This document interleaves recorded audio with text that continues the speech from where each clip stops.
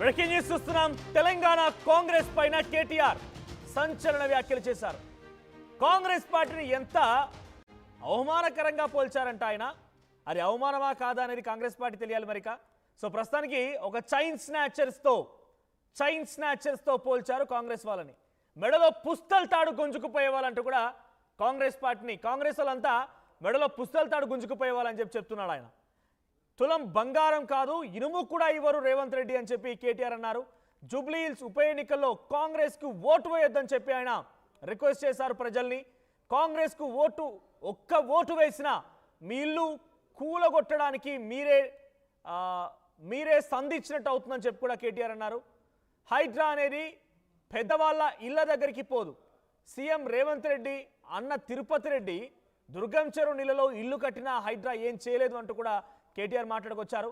So ఒకేసారి రెండు పిట్టల్ని పేల్చినట్టుగా అటు తులం బంగారం విషయంలో కాంగ్రెస్ పార్టీని కౌంటర్ చేస్తూ హైడ్రా విషయంలో కూడా కేటీఆర్ కాంగ్రెస్ని కౌంటర్ చేశారు. కాంగ్రెస్ ఏకంగా మెడలో ఉన్నటువంటి పుస్తల తాడు గుంజుకుపోతారని కూడా మాట్లాడుకొచ్చారు ఆయన. ఒకసారి కేటీఆర్ మాటల్లోనే ఏం మాట్లాడారో చూద్దాం. మాత్రం తిరిగిన రేవంత్ నగర్లో పొరపాటున ఒక్క ఓటు కాంగ్రెస్కి వడనిస్తే ఆ ఓటు మీ ఇల్లు మీరు కూలగొట్టుకుంటందుకు వేసుకునే ఓటే అవుతుంది. ఒక్క ఓటు మీరు పొరపాటున వేసినా ఒక్కొక్క గరీబోని ఇల్లు కూలగొట్టేందుకు మీరు సంధించినట్టు అవుతుంది, వాళ్ళకి లైసెన్స్ ఇచ్చినట్టు అవుతుంది. మరి కావన్నా వద్దాం మీరే ఆలోచన చేయండి. ఇది మీ సమస్యనో నా సమస్యనో కాదు, నగరంలో ఉండే అందరి సమస్య. మీరు చూస్తున్నారు హైడ్రా అనేది పెద్దోళ్ళ ఇంటి మీదకి పోదు. రేవంత్ రెడ్డి అన్నగాడు ఇక్కడనే ఉంటాడు, తిరుపతి రెడ్డి అని. దుర్గం చెరువు పక్కకు నీళ్ళల్లో కట్టిండి ఇల్లు FTLలో, ఆడికి మాత్రం పోదు హైడ్రా. ఎందుకు? ముఖ్యమంత్రి అన్న కదా, పోతే ఉద్యోగం పోతుంది కదా, ఆడికి పోదు. ఆడికి పోతుంది, రేవంత్ నగర్ పోతుంది, బోరబండ పోతుంది, యూసఫ్గూడ పోతుంది, షేక్పేట పోతుంది, ఎర్రగడ్డ పోతుంది.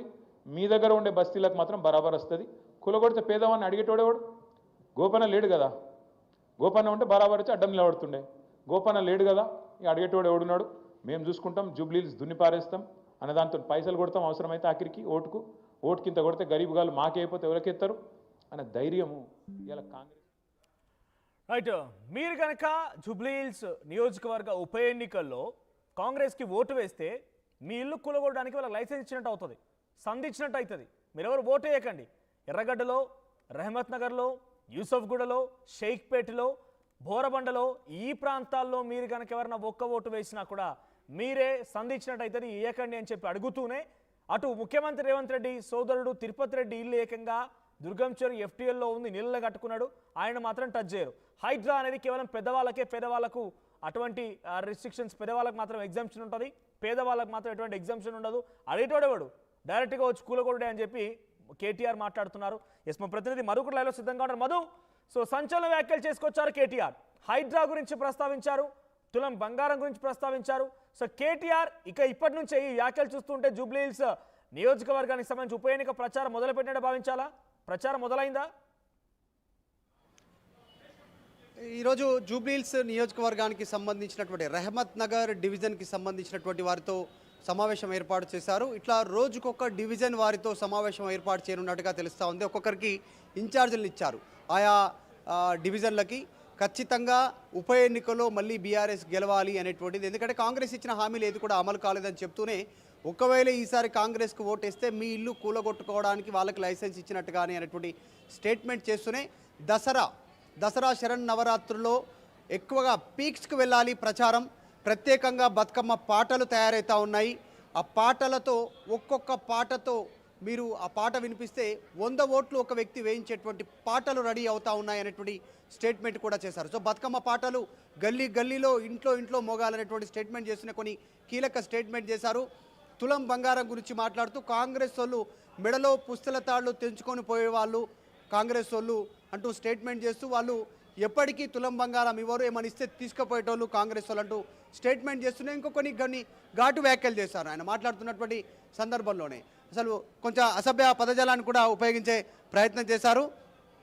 తులం బంగారం కాదు, తులం ఇనుము కూడా కాంగ్రెస్ ఇవ్వదు అంటూ స్టేట్మెంట్ చేశారు. గతంలో హైడ్రాకి సంబంధించినటువంటి అంశంలో వసూలు చేసే కార్యక్రమం చేశారు. ఆ వసూలు చేసిన పైసలను రేపు జూబ్లీ హిల్స్లో ఓటుకు 5,000 పెట్టి కొనే ప్రయత్నం చేయబోతా ఉన్నారు. నమ్మొద్దు. మీరు ఎన్ని చెప్పినా కూడా బీఆర్ఎస్ వైపు నిలబడండి. సో అప్పుడు చేసినటువంటి అభివృద్ధి కార్యక్రమాలు చాలా ఉన్నాయి, మేమే ఎక్కువ చేసాం, ఇప్పుడు కాంగ్రెస్ వచ్చిన తర్వాత ఏం చేయలేదు, ఇప్పుడు చేస్తున్నంత హడావుడని చెప్తూనే హైడ్రాకి సంబంధించి తిరుపతి రెడ్డి అన్న, సొంత అన్న రేవంత్ రెడ్డికి, ఆయనను మాత్రం టచ్ చేయట్లేదు హైడ్రా అంటూ కేటీఆర్ మాట్లాడారు. పోతే ఉద్యోగాలు ఉడతాయి, అందుకే పేదవాడి జోలికి వస్తారు, మీరు ఓటేస్తే కాంగ్రెస్కి మీ ఇల్లు కూలగొట్టడానికి లైసెన్స్ ఇచ్చినటువంటి స్టేట్మెంట్ చేస్తారు. ఇంకా కొన్ని కీలకంగా ఇప్పటికే డివిజన్ల వారీగా ఉన్నటువంటి వారందరికీ కూడా వారికి ఇన్ఛార్జీలను నియమించారు. వారంతా గల్లీలో తిరుగుతారు, ఉన్న పరిస్థితులను తెలుసుకుంటారని చెప్తూనే రెహమత్ నగర్ డివిజన్లో పార్టీ ఎక్కడ వీక్ ఉందో కూడా వారికి చెప్పే ప్రయత్నం చేశారు. పలానా బస్తీల్లో, పలానా కాలనీలో బీఆర్ఎస్ కాస్త డౌన్ ఉంది, 50% ఉంది, కొన్ని దగ్గర అప్ ఉంది, మనమే 50% అబోవ్ జనాల్లో మనమే మెరుగ్గా ఉన్నాం, దాన్ని కాపాడుకోండి, అలాగే మెయింటైన్ చేయండి, లేని దగ్గర యాక్టివ్గా అండి, ఇంటింటికి వెళ్ళండి, ప్రతి ఒక్కళ్ళు కూడా 100 ఓటర్లకు సమాధానం చెప్పేలా వారందరికీ రీచ్ అయ్యేలా కార్యక్రమాలు రూచుకోండి. 100 మంది అంటే 25 ఇండ్లను టార్గెట్ పెట్టుకోండి, ఇంటింటికి వెళ్ళి 1-to-1 మాట్లాడండి, కాంగ్రెస్ ఇచ్చిన హామీలు అమలు కావట్లేదు అనేటువంటి స్టేట్మెంట్ ప్రజలకు చేరవేయండి అంటూ చెప్తూనే ఈ ఎన్నిక గెలిస్తేనే కాంగ్రెస్కి అర్థమవుతుంది ప్రజలు ఏం కోరుకుంటున్నారు రాష్ట్రంలో. సో రేపు రాష్ట్ర ప్రజలకు ఈ జూబ్లీ ఉప ఎన్నిక ఏం మెసేజ్ ఇస్తుందో అదే రిఫ్లెక్ట్ అయ్యే అవకాశం ఉంటుంది, కాబట్టి జాగ్రత్తగా ఉండాలని చెప్పే ప్రయత్నం చేశారు. సో దాదాపు మాగంటి సతీమణి సునీతకే టికెట్ కన్ఫామ్ అయ్యాలి, ఎందుకంటే కుటుంబం అండగా ఉండాలి, ఆమెకు అండగా నిలబడాలనేటువంటి స్టేట్మెంట్ చేశారు కేటీఆర్ ఈ సమావేశంలో. ఓపెన్గా అయితే ఎక్కడ చెప్పలేదు ఆమెనే అభ్యర్థి అని, కానీ దాదాపు ఆమెనే ఖరారయ్యేటువంటి సిచ్యువేషన్ కనిపిస్తూ ఉంది. సర్వేలు చేస్తూ ఉన్నారు, ఏ డివిజన్లో ఎక్కడెక్కడ ఎంత మేర ఉందని. ఇప్పటికే 3 సర్వేలు పూర్తయినట్టుగా కూడా కేటీఆర్ ఈ సమావేశంలో వెల్లడించారు.